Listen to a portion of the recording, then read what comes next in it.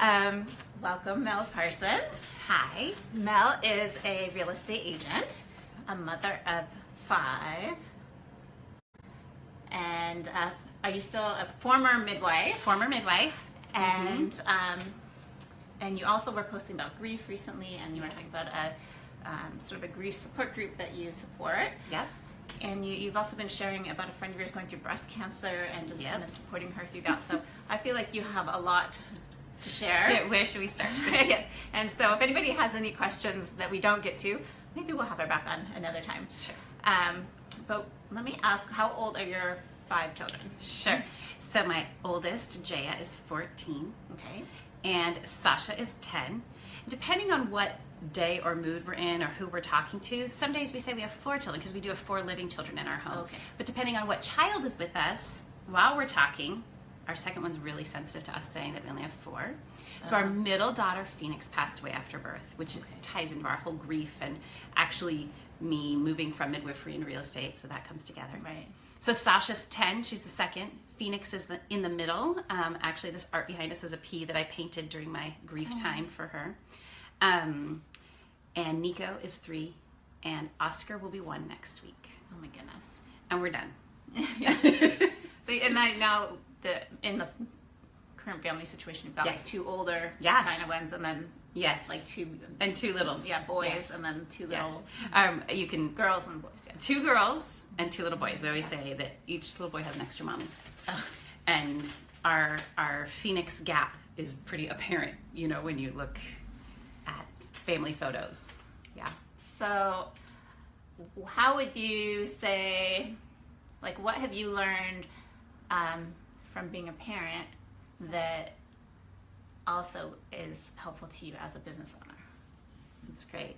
I feel like I was the best parent before I was a parent. Oh yeah. I knew it all. My kids were never going to, you know, I had all these rules. They were never going to like sleep in my bed with me and manipulate me like that. And they were always going to eat Whole Foods and kale at 3 years old. And, you know, I had this whole idea from my judgment of other people, right? What I was going to and not going to be. And one thing that has helped me into jumping into the business that I have now a couple years ago is embracing that I do better if I don't think I know the whole book on something. Right. I actually don't need to know the whole book because I knew, and still that first kid slept through the night for the first time at like 8 years old, you know? And I had it all figured out. So that's one thing being a mother has really helped me is everything's different. Every day is different. Every person's different in real estate. Every transaction is different. You just got to kind of go with the flow. Yes. So you got to learn some basic things, but then adapt. Okay. And then why did you change from being, why, first of all, did you change from being a midwife to being a real estate agent? Because I feel like, and I'm similar, I went from physical therapy to going into skincare, which, you know, physical therapy is a very giving, caring kind of profession. Yeah. And then, you know, so I feel like we hear often the opposite, like someone's in corporate America and then they found they needed to give back and they went into a really caring profession. So you kind of went the other direction. So tell us about that. Yeah. Well, I believe I'll always be a midwife at heart. I also really function like the midwife real estate agent.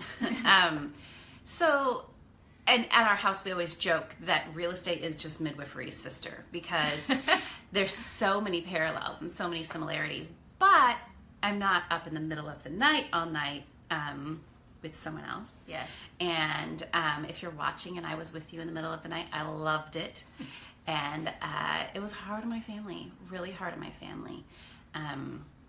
You know, one of my uplines is an OBGYN, and one of the things that she gets out of her ever business is she doesn't have to take call and she doesn't have to be up in the middle of the night, and she can not work weekends and be home with her family. Yes, exactly. So it was hard. I'll always remember, you know, like I'm tucking the girls in at night, and it's the night before their birthday, and my pager goes off, and they know someone's in labor, and they're old enough to know that who knows how long someone will be in labor. Yeah. So sometimes I could make it out and back before they were even up in the morning. Yeah. And which meant I didn't sleep all night, and then parented, and it was tough. It was tough. And then with the loss of our daughter, I really believed that my clients, my business partner in midwifery, they deserved more than the shambles I was in, and I deserved to be able to tuck away and build a little nest for my family to grieve in. Yeah. And I stayed home for the first time ever. It's not really my nature. And it was good, but I was like, uh-oh, I know who I am. I need to figure something out. So I wrote down one day the attributes that made me good at being a midwife. Okay. Calm under pressure, warm and approachable. These are the things that people had said to me for years. Right. Trustworthy. And I thought, what can I do with these without going back to school for another $150,000? Yes. I'm not doing that. Yes. And so I thought, you know what? I'm just going to try out real estate. Why not? That's a situation that is stressful, potentially really stressful. There's a room for a lot of anxiety. You have this desired outcome, and you have steps to get there, but they change, which is like in midwifery. I do similar hand-holding, with people. Yeah. Yet I do, the same thing I also do is, like, at a birth, if someone was, hemorrhaging, something where I'm like, okay, let's take action, let's make this stop. I don't need to say to the person, you have lost 700 cc's of blood. Like, they don't need to know, right? It's my job to manage the situation quickly and keep the tone in the room. People don't need to know that as long as everything is being managed, no one needs emotional. They don't need your freak out on top of. No, exactly. And so on. I continue that in real estate. So, it's very common. I'll have a seller, and then the buyer's agent calls and says they'd like to change their lender. They'd like to switch their loan. These are things that could extend closing for a really long time, which makes sellers get really anxious, right? Do you think that I immediately text my seller, oh my gosh, they want to change it, it's going to extend closing? No. I create that buffer between the client and the chaos, very similarly as to midwifery. Yeah. I like the parallels. Yeah. So what's one, hot tip about real estate? Your number one real estate hot tip to share? Well, this is going to sound like such a self-promotion, but it really is important who you work with. It's really important. If you're watching this and you're in the Seattle area, it's really important. This is the hottest market in the nation, and it takes a real strategy to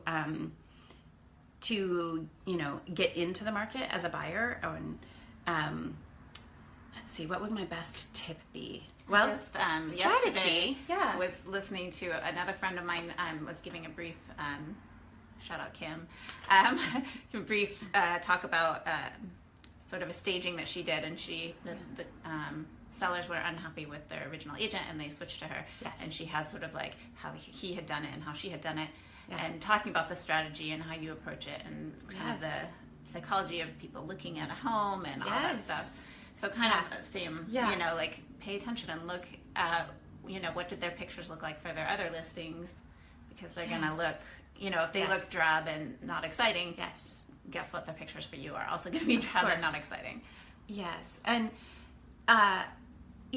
being intentional about it, don't get caught up in the crazy feelings that happen. That's me. I'm not caught up in the crazy feelings. My husband's the calm and strategic. Yes. Well, that's what we do. We help calm you down. But, then I will say to my clients, that I am Miss Keep It Calm. And if I'm telling you that we should write this offer today, this isn't going to happen, I mean it. Yeah. So strategy is really important when you're listing your house. I will talk with so many people that they tried to do something that they were hoping they could save a little money, and they were like, why didn't the offers come flying in? I thought they would. And so strategy. Wonderful. Yeah. So what else? Oh, what was the grief support that you wanted to give a shout out to? Sure. I'm an enormous fan of the Healing Center. The Healing Center is located right in the Roosevelt neighborhood of Seattle. It's the kind of place that you don't know about until you need to. Yes. But you probably know of a friend or someone who has lost someone close to them. So they have these amazing support groups for very, very specific. They have a survivors of suicide group. That's just for a group of people that lost someone to suicide. They have a group where you lost your intimate partner loss. They have groups where kids lost their parents. And it is just, it's a very, very special place. So you can check them out online, the Healing Center. After we are done posting, you can add the link to the bottom so people can check that out if they want that resource. Great.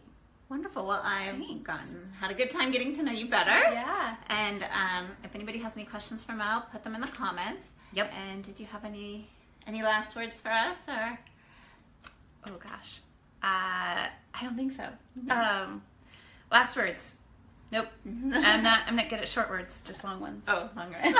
Okay. So if you have any long words that you want to add, actually, okay. Yes. Because what brought Erin and I together is that we are both these mom entrepreneurs that changed things up. And now that I'm thinking about it, my last words would be, if there's something that you're wanting to do, if you find yourself feeling jealous of someone else because it looks like they get to live this life and you have to live this one. I felt that way about my midwives with my first, who's 14, and then I just went to midwifery school right afterward. Oh, okay. You only get this one life. So if there's something different that you wish you were doing, just do it. It's magical. That leap of faith to step into something different is really where the growth happens. Yes, and you just learn along the way, which is a beautiful thing. Yes. That's great last words. Okay, great. Thanks. Okay. I hope they're not my total last words. Just for the interview. Just for today. Okay. All right. Bye-bye.